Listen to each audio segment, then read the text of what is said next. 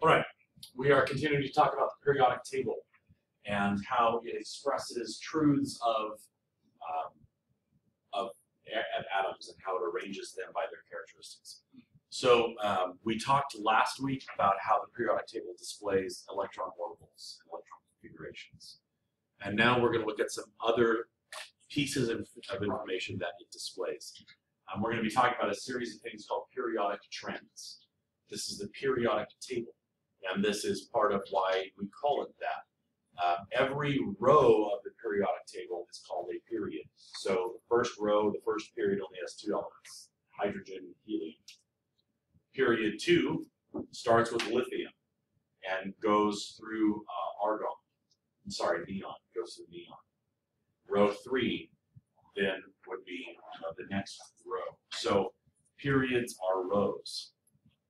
And certain things happen as you move across a period, as you move across a row on the periodic table. And those things happen in every row of the periodic table. That's why the rows are the way that they are, is Dimitri Mendeleev, when he was putting this together, noticed that there are differences between atoms, between elements, and while that trend is happening, it belongs in a certain row in a period. And then when that trend starts over, we begin another trend, begin another period, right? So the periodic table has been arranged to show electron orbitals, and it's been arranged to show periods, okay? One of the periodic trends, one of the things that you will see happen across a period is that the atomic radii start large and get smaller as you move to the right. And that's not immediately intuitive, because as you go from left to right on the periodic table, you're actually dealing with atoms that have more protons in their nucleus and more electrons in their electron cloud. So why would something with more stuff take up less space? That's kind of a weird thing. You would think if I were to ask you which is a bigger atom, is lithium or neon bigger? Lithium is element number 3. Neon is element number 10. Which one should be a bigger atom? Intuitively, you would say neon is bigger, because there's 10 protons and 10 electrons, and lithium only has 3 protons and 3 electrons. Why then is neon smaller than lithium? Well, it has to do with the forces between the electrons and the protons. So as you look at a row, here lithium has an atomic radii of 0.152 nanometers. It's a very, very small measurement, but 0.152 nanometers. And then as you go across, that number gets smaller. And underneath my video here, it says 0.064 for fluorine. So fluorine is actually less than half. It's very close to a third of the diameter of lithium, but it has more stuff in that space. The reason that it's smaller is lithium has a positive charge of 3 in its nucleus and a negative charge of 3 out in the electron cloud. Positive 3 and negative 3 attract each other, which is why the electrons don't go flying off in space, right? But positive 3 and negative 3 don't attract each other as much as positive 8 or positive 7 for fluorine here, and negative 7. Positive and negative 7 are a stronger attraction. There's more positiveness and more negativeness to be attracted to each other. And so the positive 7 fluorine nucleus actually holds the electrons closer than the positive 3 lithium nucleus does. So it has to do with the amount of attraction between the electrons and the protons that like squeezes it in. It's like fluorine is wearing a girdle, right? It gets all sucked in because of the attraction between the positive forces of the nucleus and the negative forces of the electrons. And then you get to the next period, and now sodium is bigger than lithium. It's 0.186 as opposed to 0.152. And you would say, now, but wait a minute, sodium has 11 things in the nucleus and 11 electrons. Shouldn't it attract even more? Well, yes, it does, but what we've done here is we've added another electron level. We've added another energy level. So fluorine was sucking everything really close at its 2p energy level. And now we've added 3s, which is another distance, a whole nother layer away. So that's why it's bigger. It's like another flavor layer on a gobstopper, right? And so it gets bigger because we've added another layer. But then as we add more electrons to that layer, it's going to do what the first one did. It's going to shrink because now there's more negativity, more positivity, and still 3 layers. So it's going to shrink, it's going to shrink, it's going to shrink as it goes across the period. So that chlorine, 0.099, is much smaller than lithium, than sodium, 0.186. Again, roughly half this time around, okay? And so, but chlorine, 0.099, is still bigger than fluorine, 0.064. So it's bigger as you go down, but smaller as you go right. And that trend is repeated throughout the periodic table. As you add more electrons to the same energy level, it gets more attracted to the nucleus and it shrinks. And it keeps shrinking until you add another layer, then it's bigger. And then that layer shrinks. And then you add another layer and it's bigger. And then that layer shrinks as you go across, okay? So it has to do with the electrons and how closely they are attracted to the nucleus. That determines the radius, the size of an atom. Any questions on that trend? Do you understand the concept? You understand the concept? Okay. No? No. Okay. Electrons are negative and protons are positive, so they're attracted to each other. Okay? Can I draw it out? Sure, I can draw it out. So we have some kind of, I'll pick on sodium. So sodium has 11 protons. There are 11 positive things in its nucleus. Okay? And that's in the nucleus of sodium. Sodium has 2 electrons in the first energy level, in 1s. And they're very, very attracted to the 11 positive things, right? So they're very close. Then in energy level 2, there are 8, I'm just going to draw 8 electrons, right? In energy level 2. And they're very much attracted by these positive 11 things down here. So again, they're close. And there are 11 protons. There need to be 11 electrons. So far I have 10. There's one more electron way out here by himself, okay, in energy level 3, in 3s.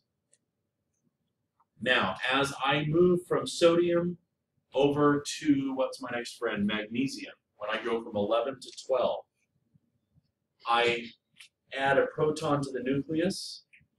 Now it's 12 plus, and I add another electron to that last level.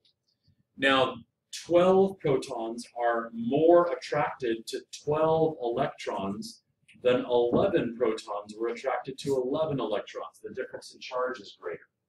Positive 11 to negative 11. So they're closer, they hold their electrons closer to the nucleus in magnesium than sodium did. And then as I go from there, again, the transition elements are kind of strange, but as I hop back over to the P world for aluminum, now I have even more things. I've got 13 positive things in the nucleus and 13 negative things in the electron cloud, and they're going to be even more attracted. They're going to hold the electrons even closer. It's a stronger attraction, a greater difference in charge. And so as I move across the row, as I move across the period, the distance here gets smaller. These things get sucked in closer to the nucleus because they're being more attracted to it. The rings of the orbits get smaller. And that'll keep getting smaller until I get to the next period, until I get the next row. And I have potassium, at which point I add yet another ring around it. And so now I'm bigger again because I've added another ring. that as I move across, that ring is going to shrink until I add another ring at the next period. Okay? So every time you jump down a row in the periodic table, the atoms get bigger. But as you move across the row, the atoms get smaller. Okay? Does that make more sense to you? Yes? You're increasing energy levels. There's only one energy level for hydrogen and helium. There's 2 energy levels for lithium, 3 energy levels for sodium, 4 energy levels for potassium, right? So as you add the energy levels, because you're going down the table, it gets bigger because there's more layers. But as you move across, those individual layers are getting smaller because they're more attracted to many things. Okay. Next concept.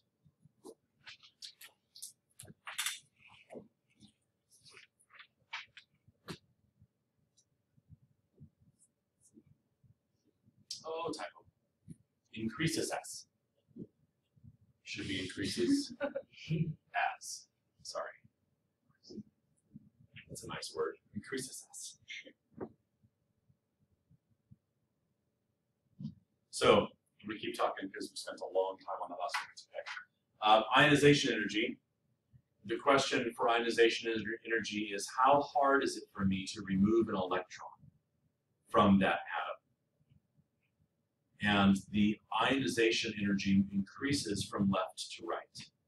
So as you read across the table, it gets harder and harder to remove an electron from the atom. And then just like atomic radii, just like the size of the atom question, it resets every row, every period. So it's easier to ionize, to create an ion, atoms that are on the left of the table than it is to ionize an atom on the right side of the table. So again, the things on the left, like sodium and potassium, they really would like to give up an electron. It's very easy to pull an electron off of those guys because, again, it all goes back to electron configuration. The atoms that only have 1 or 2 electrons out at the end, the outermost energy level, they want a full valence shell. They want a full energy level showing. And they only have 1 or 2 on their last one, and underneath that it's full. So they could be full if they gave away the outermost electrons. So ionization energy is very low for atoms on the left of the table. They want to get rid of the weird 1 or 2 floating around on the outside and expose the full shell underneath. But then you get over to the halides, to fluorine, chlorine, iodine, bromine, astatine. They are very close to full. They only need 1 more. So if they want 8 and they have 7, it's a lot easier for them to gain 1 electron and be full than it is to get rid of 7 electrons to show the full 1 underneath. So for ionization energy, it's a lot easier to pull an electron off of any element on the left than it is to pull an electron off of the element on the right. Okay? And I'll show you pictures in a minute.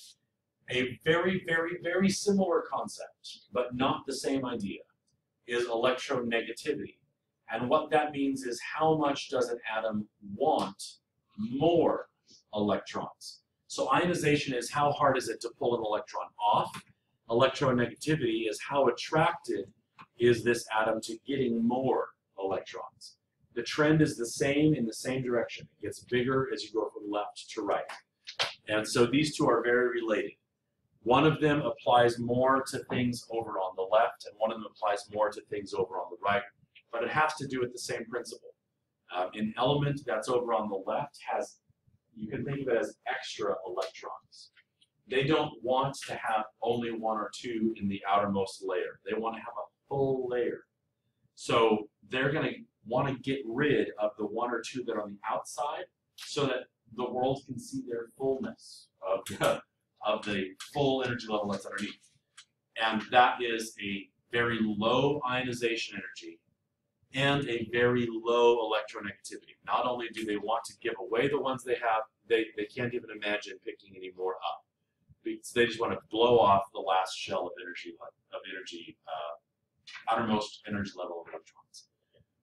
Over on the other side of the table, they can't imagine getting rid of any more electrons because they just need one or two more, and that would set them back.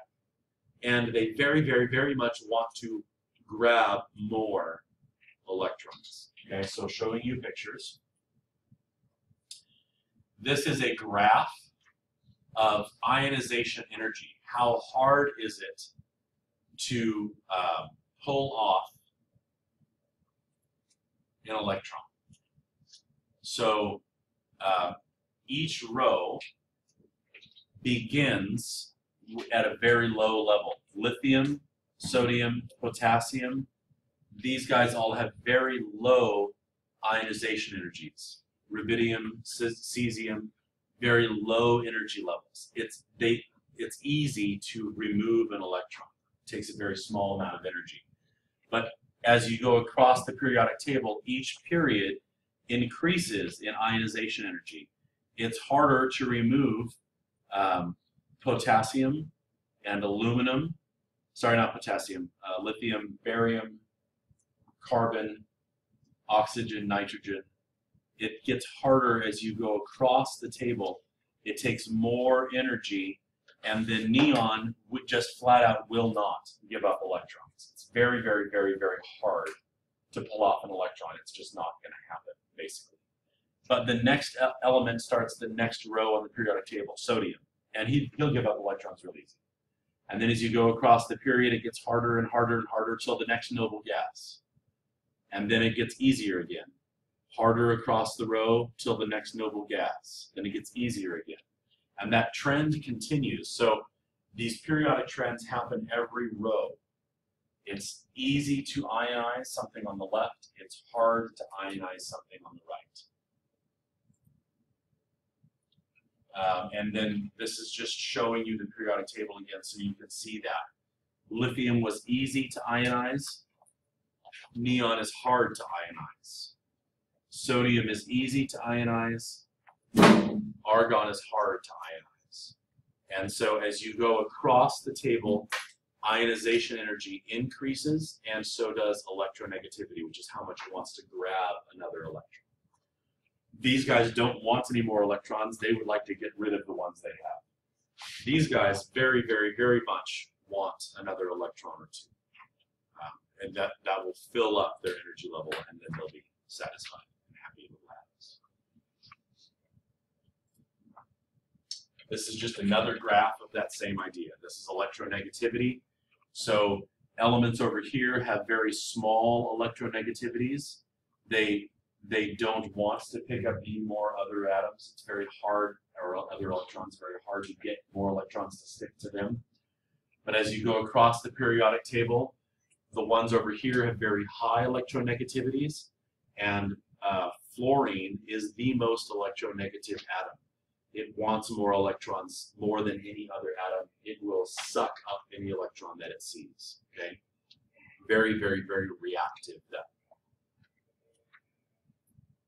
Okay, so those are periodic trends as you go across the rows. Atomic nuclei goes down, but as you go across, ionization energy and electronegativity go up. Now we're going to look at what happens in columns. Give you a moment to write this down. Okay, so periodic trends are rows. Now we're going to talk about family traits, which are columns. So the last several slides were about the rows. Now we're looking at the columns of the periodic table. Families are what we call a column. So a period is a row, a family is a column. Section 5C in your textbook lists all the families and their traits. I'm not going to lecture over all the families because some of the families are not necessary for your kind of big picture knowledge that I'm going for here for chemistry. But we are going to talk about a couple of the important ones. Group 1 or family 1. These are all the elements in the far left column of the table. So that would be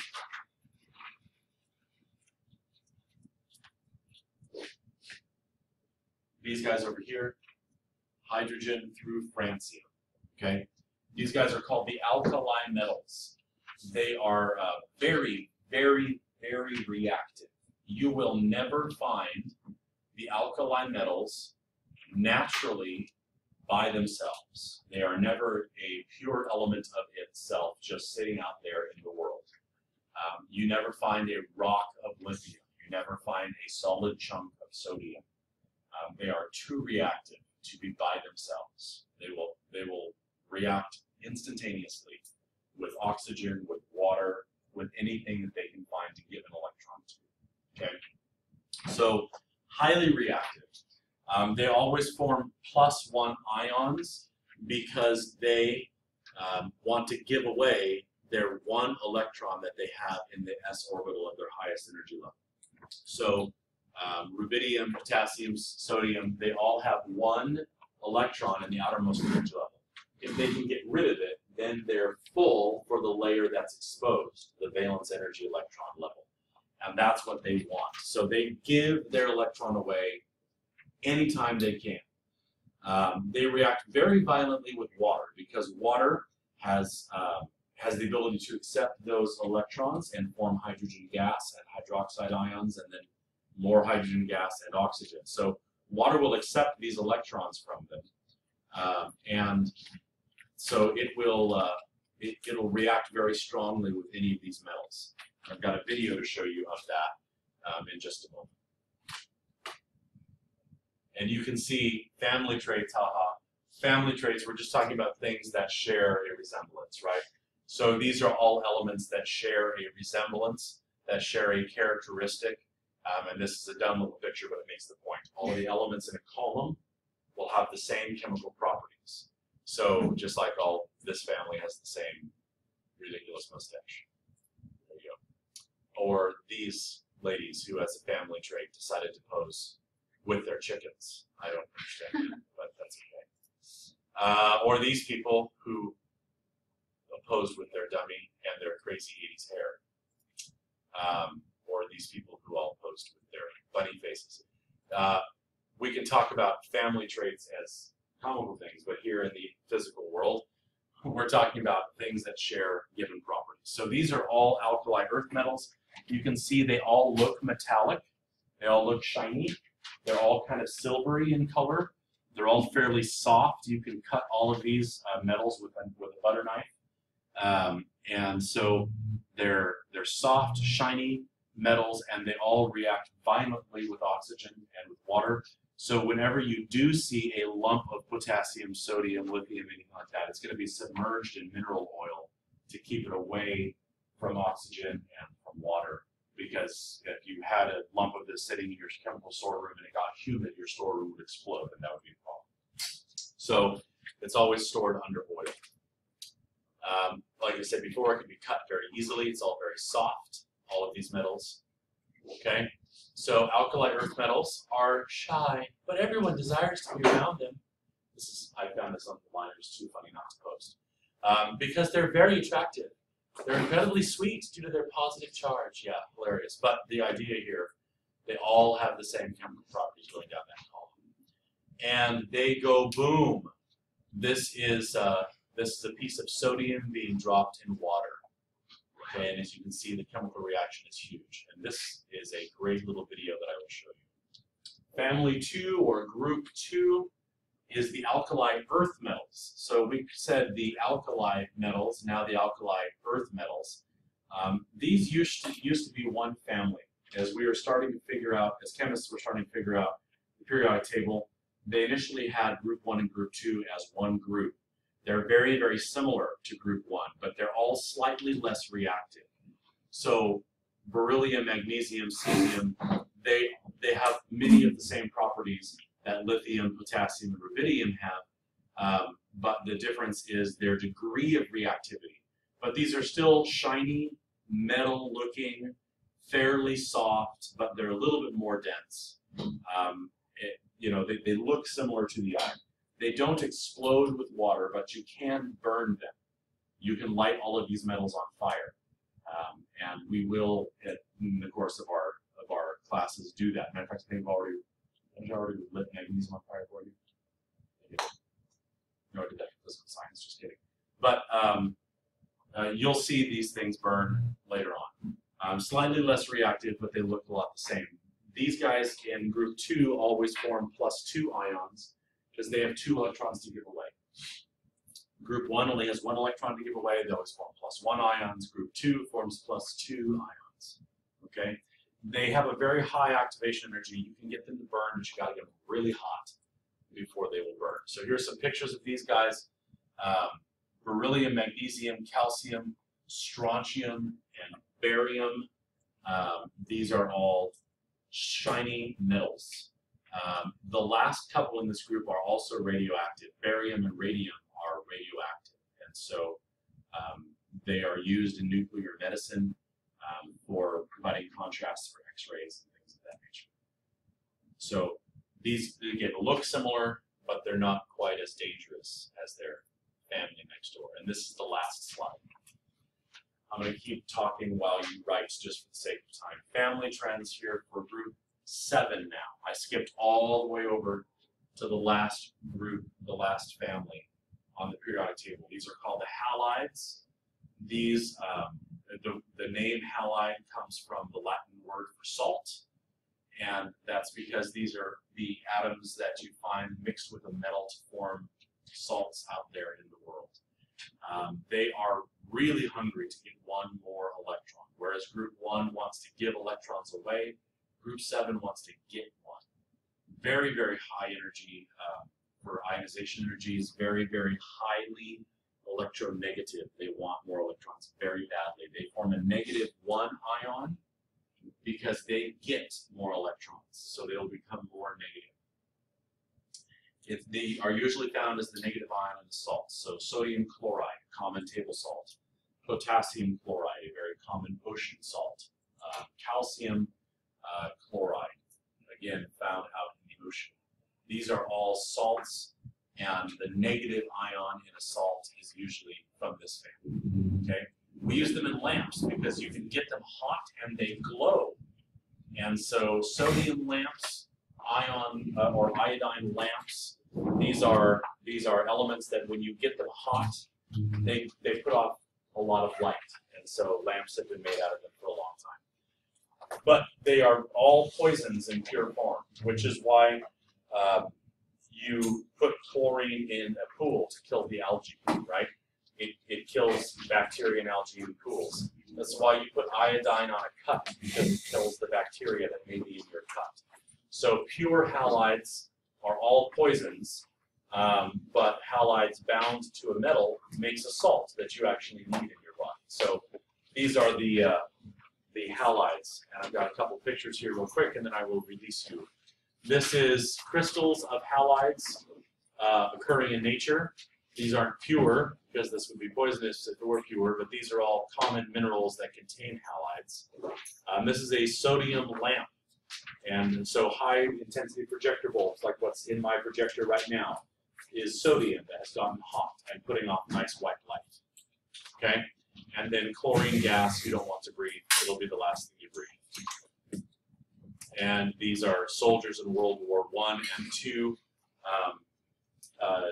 A lot of nations early on started using chlorine gas as a weapon. They would launch an artillery shell over that would explode, not with fire, but would explode with chlorine gas and would kill people in a large area. So gas masks became part of war.